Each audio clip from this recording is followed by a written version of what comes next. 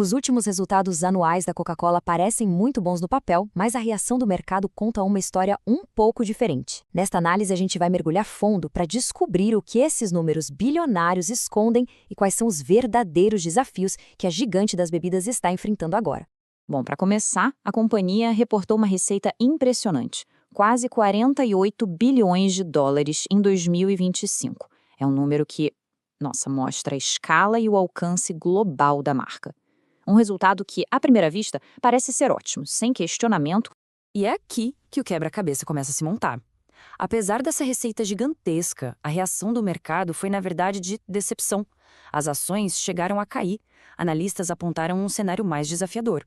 A grande questão é, o que será que os investidores viram que esse número principal, sozinho, não mostra? A chave para a gente entender essa reação toda está na comparação entre duas métricas que são fundamentais.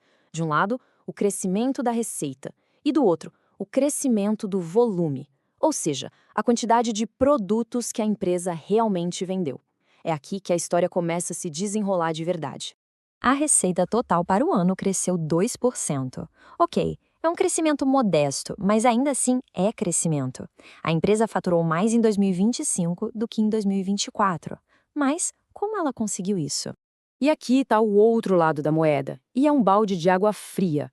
O volume global de caixas vendidas ficou estagnado, crescimento de 0%. A Coca-Cola, na prática, não vendeu mais produtos. E essa discrepância é o ponto central de toda a nossa análise. Agora a questão fica bem mais clara, né? Se a empresa não vendeu mais bebidas, de onde é que veio o crescimento da receita? A resposta está numa estratégia que, olha, embora tenha sido eficaz no curto prazo, agora começa a mostrar alguns sinais de desgaste. Esse gráfico aqui ilustra a situação perfeitamente. A receita orgânica, que é aquela que exclui efeitos de câmbio e aquisições, cresceu 5%, um número bom. Mas o volume, de novo, zerado. Essa diferença foi gerada quase que inteiramente por aumentos de preços e pela venda de um mix de produtos mais caros. E essa conclusão não é só uma impressão. Análises de mercado, como essa da Stock Story, confirmam exatamente isso.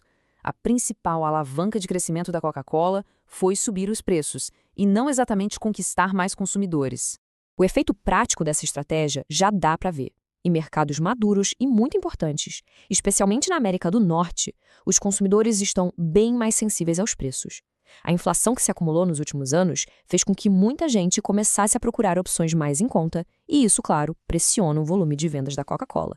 Mas a história global da Coca-Cola é bem mais complexa. Para ter uma visão completa, a gente precisa entender a diferença crucial entre a empresa-mãe, a The Coca-Cola Company, e suas engarrafadoras parceiras espalhadas pelo mundo. E uma delas, em particular, mostra um caminho bem diferente. Explicando de forma simples, a KO, que é negociada lá em Nova York, é a dona das fórmulas, das marcas globais. Ela vende o xarope concentrado. Já a CCH, a Coca-Cola HBC, é uma de suas maiores parceiras. Ela compra esse concentrado, engarrafa, distribui e vende as bebidas em mercados específicos, como na Europa e na África. E os resultados dela, bom, eles contam outra parte da história. Essa tabela aqui deixa a diferença bem clara. Enquanto a empresa-mãe, a CO, teve volume zero, a sua parceira engarrafadora, a CCH, viu o volume crescer quase 3% no último trimestre. A receita orgânica da CCH também superou a da CO, o que nos dá uma pista muito importante. O desafio não é o mesmo no mundo todo. O ponto forte da CCH é, sem dúvida, o crescimento nos mercados emergentes. E essa pista nos leva mais fundo na história de crescimento da Coca-Cola. Nesse exato momento, o crescimento não está vindo dos mercados tradicionais, mas sim daquelas regiões onde a penetração de seus produtos ainda tem muito espaço para avançar.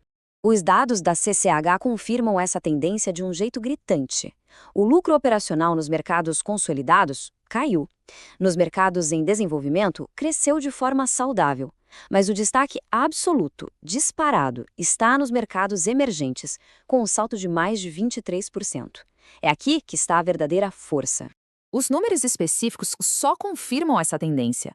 Um crescimento de receita de 2 dígitos e, o que é mais importante, um crescimento de volume de 4,4%, tudo isso impulsionado por uma execução muito forte em países da África. Então, enquanto a América do Norte está estagnada, outras partes do mundo estão acelerando, e muito. Diante desse cenário de contrastes, a pergunta natural é, tá, e qual é o plano? A Coca-Cola reconhece esses desafios e já está articulando sua estratégia para navegar por esse ambiente complexo e tentar reacender o crescimento. As palavras do próprio CEO, James Quincy, sinalizam um foco total em execução e numa visão de longo prazo. A empresa não está parada, de forma alguma. Ela está se adaptando e se preparando para o que vem pela frente. A estratégia para alcançar essa visão se baseia em alguns pilares bem claros. Diversificar o portfólio para além do refrigerante tradicional, apostando forte em energéticos e opções sem açúcar. Colocar a transformação digital no centro de tudo para otimizar operações e a conexão com o cliente. E investir pesado em automação e sustentabilidade. O framework oficial da companhia foca em moldar um portfólio de marcas forte, transformar o marketing e otimizar todo o ecossistema. O objetivo é focar no consumidor e na criação de valor. Aliás, é essa estratégia de valor que tem sido o grande motor para o crescimento consistente do lucro por ação da empresa, o famoso EPS, lá desde 2017.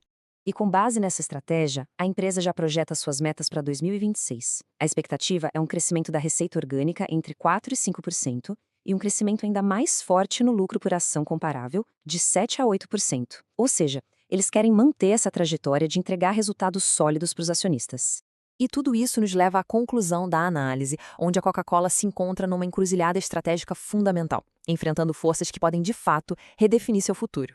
E a grande questão que fica no ar é esta.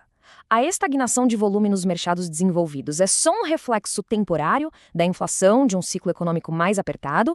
Ou será que estamos testemunhando uma mudança estrutural permanente, onde os consumidores estão se afastando dos produtos tradicionais da marca de forma definitiva? A resposta para essa pergunta vai definir a próxima década da empresa. Com base em tudo o que foi visto, a força da marca, a pressão sobre o volume, o motor dos mercados emergentes e a clara estratégia de adaptação, fica a reflexão. Diante desses desafios e também dessas oportunidades, a Coca-Cola continua sendo uma aposta sólida para o futuro? A discussão com certeza permanece aberta.